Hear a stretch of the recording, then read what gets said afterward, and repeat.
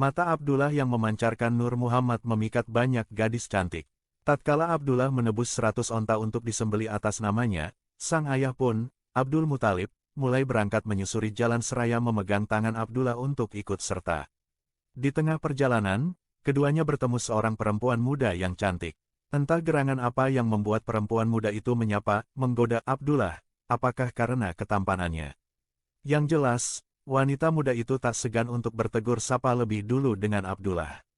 Nyatanya, perempuan itu adalah Qutailah binti Naufal yang memiliki paras cantik, muda, dan sangat menjaga kehormatannya.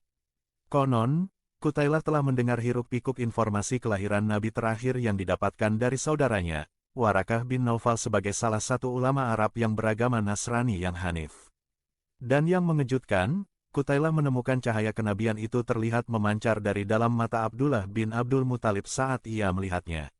Maka, Qutailah tak kuasa menahan diri untuk tidak menyapanya.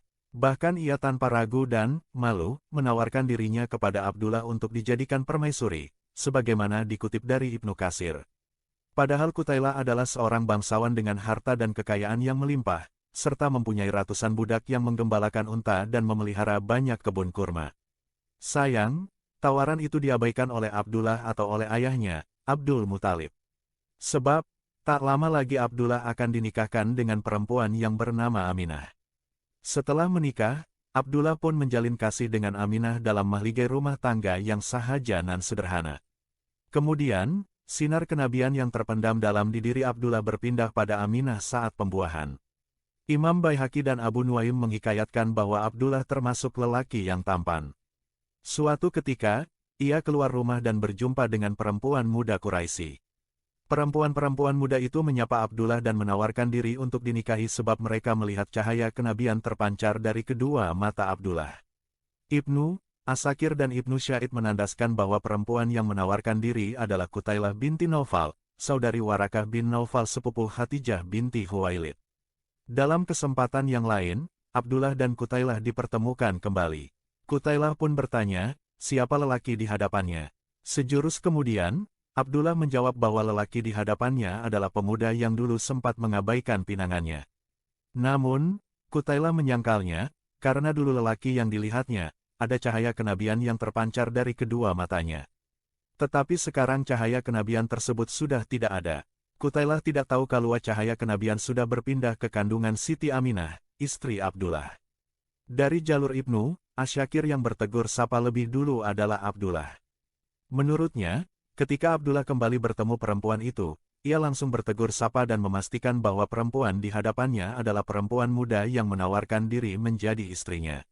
Namun perempuan itu menyangkal, sebab dulu pemuda yang ia menawarkan diri, adalah lelaki yang memancarkan sinar kenabian sedangkan sekarang sudah tidak ada lagi.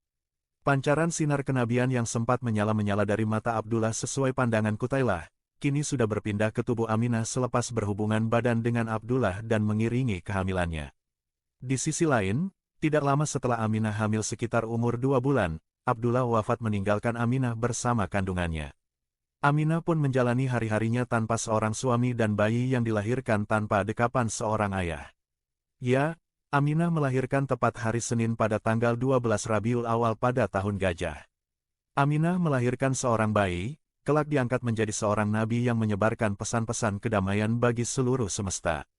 Sebagaimana penglihatan Qutailah, akhirnya cahaya itu lahir ke bumi dan menyinari kegelapannya serta membawa misi perubahan sosial dan keagamaan.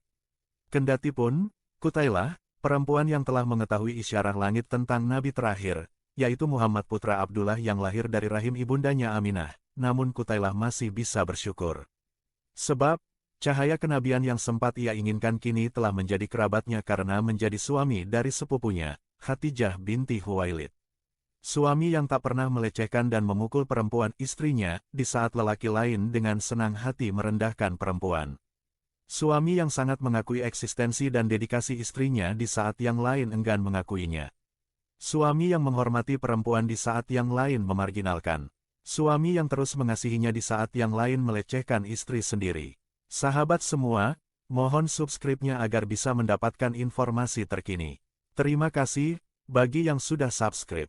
Rajab merupakan salah satu bulan yang mulia di antara 4 bulan yang ada dalam penanggalan Hijriyah. 4 bulan tersebut yaitu Zulqa'dah, Zulhijjah, Muharram, dan Rajab sebagai bulan mulia, Asyurul Hurum.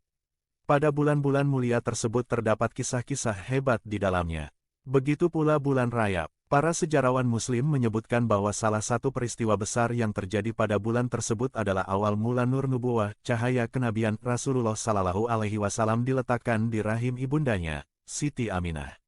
Baca juga Rajab dan makna di balik penamaannya sebagai bulan yang mulia. Salah satu catatan Syekh Yusuf bin Ismail An-Nabhani dalam kitabnya, Al-Anwarul Muhammadiyah, yang disarikan dari kitab Mawahibul Laduniyah, menjelaskan, ketika hendak menitipkan Nabi Muhammad dalam rahim Siti Aminah pada malam Jumat di bulan Rajab, Allah Subhanahu wa Ta'ala memerintahkan malaikat Ridwan, malaikat penjaga pintu surga, untuk membuka pintu surga Firdaus sebagai bentuk penghormatan. Saat itu pula, terdengar seruan malaikat yang terdengar di langit dan bumi, "Perhatian, sesungguhnya cahaya suci yang sejatinya adalah Nabi Muhammad, pada malam ini sudah berada dalam rahim Aminah." Muhammad adalah sosok yang mempunyai akhlak mulia yang sempurna dan diutus sebagai pembawa kabar gembira sekaligus peringatan. Yusuf bin Ismail An-Nabhani.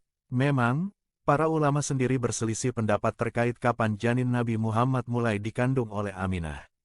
Namun jika merujuk pendapat ulama yang mengatakan Nabi lahir pada bulan Rabiul Awal, maka jelas Nabi berada dalam kandungan ibunya selama 9 bulan dengan dimulai dari Rajab. Menurut Syekh Az-Zurqani dalam Syarah Mawahibul Laduniyah, pendapat ini sahih. Dalam hadits Ibnu Ishaq dijelaskan, Siti Aminah pernah menceritakan kisah saat dirinya sedang mengandung janin Nabi Muhammad. Ada suara tanpa rupa yang berkata padanya, "Sungguh engkau sedang mengandung seorang pemimpin umat." Lantas Aminah menimpali, "Aku tidak merasa bahwa diriku sedang hamil, juga tidak merasakan berat sebagaimana yang dirasakan oleh wanita hamil pada umumnya. Hanya saja, aku merasa janggal karena aku tidak mengalami datang bulan, salah satu ciri-ciri wanita hamil." Kesucian nasab Nabi berbicara tentang kelahiran Nabi Muhammad Sallallahu Alaihi Wasallam, akan lebih lengkap jika kita ulas juga kesucian nasabnya yang terpelihara sejak zaman Nabi Adam alaihi salam. Dikisahkan, begitu Allah Subhanahu wa Ta'ala menciptakan Siti Hawa untuk menjadi pendamping Nabi Adam, keduanya pun menjalin hubungan hingga memiliki beberapa keturunan. Berkaitan dengan Nur Muhammad, Nabi Adam sudah berwasiat kepada anaknya agar tidak sembarangan memberikan nur tersebut kecuali pada wanita suci. Hingga kemudian nur itu berpindah kepada Nabi Syith, salah satu putra Adam. Syith pun berwasiat kepada putranya agar nur tidak diberikan kepada wanita sembarangan. Wasiat ini terus terjaga dari satu generasi ke generasi berikutnya, hingga nur tersebut sampai ke Abdul Muthalib dan turun ke anaknya, Abdullah. Selama itu pula, Allah Subhanahu wa Ta'ala menjaga nasab Nabi Muhammad agar tetap suci, sehingga tidak ada satupun nenek moyang Nabi yang melakukan hubungan di luar pernikahan yang sah. Banyak sekali hadis-hadis yang menegaskan terjaganya nasab Nabi Muhammad sejak Nabi Adam. Salah satunya adalah sabda Nabi berikut artinya, "Aku lahir dari nikah dan aku tidak dilahirkan dari luar nikah sejak dari Adam hingga sampai aku dilahirkan oleh kedua orang tuaku, dan aku tidak menyentuh dari pernikahan orang-orang jahiliyah pada apapun." Hadis riwayat At-Tabrani, Ahmad bin Muhammad Al-Kastalani, Mawahibul Laduniyah, pernikahan Abdul Muthalib. Dalam banyak literatur dijelaskan, pernikahan kakek-kakek Nabi hingga ayahnya sudah mendapat petunjuk langsung dari Allah Subhanahu wa Ta'ala. Sebab, ada saja peristiwa-peristiwa aneh terjadi menjelang pernikahannya. Penulis akan jelaskan singkat kisah, isyarat langit, sebelum Abdul Muthalib kakek Nabi, dan Abdullah ayah Nabi sebelum menikah. Dikisahkan, di suatu malam Abdul Muthalib tidur di kamarnya. Begitu bangun, ia kaget karena melihat wajahnya tampak lebih tampan dan berwibawa dari sebelumnya. Ia sampai bingung dan bertanya-tanya siapa yang melakukan ini. Akhirnya, ia dibawa ayahnya ke beberapa dukun Quraisy. Perlu diketahui, sudah menjadi tradisi bangsa Arab jahiliyah ketika ada perkara ganjil, maka akan dikonsultasikan ke seorang dukun sebagai orang yang memiliki kemampuan khusus. Semua dukun yang didatangi itu berkata bahwa ini merupakan pertanda Abdul Muthalib sudah waktunya untuk dinikahkan.